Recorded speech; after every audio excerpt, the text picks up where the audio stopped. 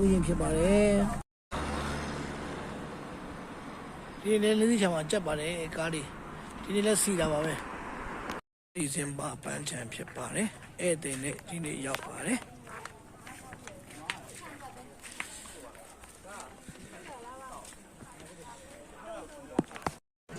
အားတော့ပြုံးလေးကသက်လွတ်ငါးပါးတည်တာအကြောင်းတရုတ်ပုံကြောင့်ဖြစ်ပါတယ်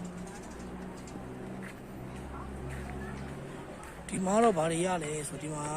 ကိုရီးယားဝတ်စုံတရုတ်ဝတ်စုံကျွန်တော်တရုတ်ပြင်မင်းကြီးမင်းသားဝတ်စုံလေးတို့ဒါမျိုးလေးတွေကိုကျွန်တော်ငှားရမ်းပြီးတော့ဝတ်ပြီးတော့ဓာတ်ပုံရိုက်လို့ရတဲ့နေရာပေါ့ဒီမှာတော့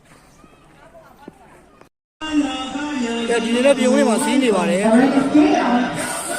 ရက်2လ2026နှစ်ဒီမှာပြုံးလေးကန်တော်ကြီးတမှာစီကားနေပါတယ်ဗျာနော်လာရောက်လည်းပဲလို့စီကားနေပါလေဗျာ